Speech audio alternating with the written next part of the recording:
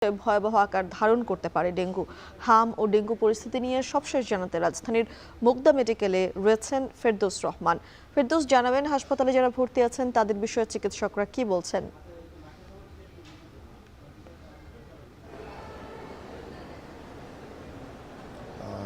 আমি রয়েছি মুগদা মেডিকেল হাসপাতালে। এখানে যে ফ্লোরটিতে রয়েছি সেখানেই পাশাপাশি ওয়ার্ডেই হাম এবং ডেঙ্গুর যে রোগীরা রয়েছেন তারা এখানে আছেন। এই রোগীরা আমাদেরকে যেমনটি জানিয়েছেন যে বিভিন্নভাবে তারা আক্রান্ত হয়েছেন। হামের বিষয়টিও আমরা প্রতিদিনই তুলে ধরছি এবং এর সাথে সাথে ডেঙ্গু আক্রান্তের সংখ্যা বাড়তে শুরু করেছে। চিকিৎসকদের সঙ্গে আমাদের কথা হয়েছে, তারা যেমনটি জানিয়েছেন যে এই যে জুন মাস থেকে শুরু হওয়া যে বর্ষা মৌসুম হতে যাচ্ছে, সেই জুন থেকেই ডেঙ্গুর প্রাদুর্ভাব বাড়তে শুরু করেছে। এবং আরেকটি বিষয় জানিয়ে রাখতে চাই যে এই ওয়ার্ডে মোট 13 জন ডেঙ্গু আক্রান্ত রোগী ভর্তি রয়েছে এবং তারা এদের মধ্যে মহিলাদের সংখ্যাই বেশি।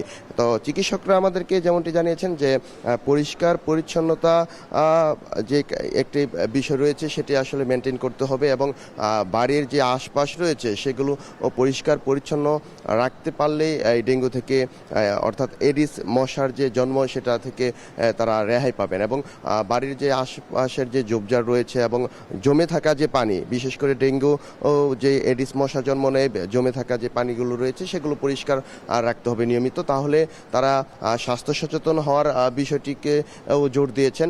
আমরা দেখেছি আমরা সকালেই দেখেছি স্বাস্থ্যমন্ত্রী কথা বলেছেন। তিনি জানিয়েছেন এবার ডেঙ্গু যেই প্রকোপটি রয়েছে সেটি বাড়তে পারে এবং ভয়াবহ আকারও ধারণ করতে পারে বলে তিনি জানিয়েছেন। এবং সিটি কর্পোরেশনও বলছে যে এই ঢাকা দক্ষিণ সিটিতে অধিক ঝুঁকিপূর্ণ যে ওয়ার্ডগুলো রয়েছে সেখানেও ডেঙ্গু আক্রান্তের সংখ্যা বাড়ছে দিনকে দিন। তো এর চিকিৎসা ব্যবস্থার পাশাপাশি নাগরিক সচেতনতাকে তারা জোর দিয়েছেন সবচেয়ে বেশি এবং তারা একটি বিষয়ে আহ্বান করেছেন যেন যে টপ গাছের যে টপ রয়েছে সেখানে জমে থাকা পানিতে যেন এডিস মশা জন্ম নিতে না পারে এবং প্রতিদিনই তারা যেন বাসাবাড়িতে মশারি ব্যবহার করেন সে বিষয়ে তারা তাগিদ দিয়েছেন। আমরা এই মুগদা মেডিকেল হাসপাতালে এসে ডেঙ্গুর পাশাপাশি হামের চিত্র দেখতে পেয়েছি। তারা এখানে দীর্ঘদিন ধরে অনেকে রয়েছেন, হামে আক্রান্ত রয়েছেন, এখানে চিকিৎসা দিয়ে যাচ্ছেন এবং চিকিৎসা নিচ্ছেন। অনেকেই এখান থেকে সুস্থ হয়ে বাড়ি ফিরেছেন এবং কেউ কেউ অধিক গুরুতর অবস্থায়ও এখানে ভর্তি রয়েছেন। এবং আমরা দেখতে পাচ্ছি যে আরেকটি ওয়ার্ড রয়েছে মুগদা হাসপাতালের ঠিক নিচতলায়, যে তৃতীয় তলার দিকে, সেখানেও শিশু ডেঙ্গু রোগীর আমরা দেখতে পেয়েছি। এই ফ্লোরটিতে নারী এবং পুরুষ রয়েছে আক্রান্ত। তো চিকিৎসকরা আমাদেরকে যেমনটি জানিয়েছেন যে চিকিৎসার পাশাপাশি নাগরিক সচেতনতাও দরকার। তো এই ছিল আমার কাছে সবচেয়ে সবশেষ খবর। মুগদা মেডিকেল হাসপাতাল থেকে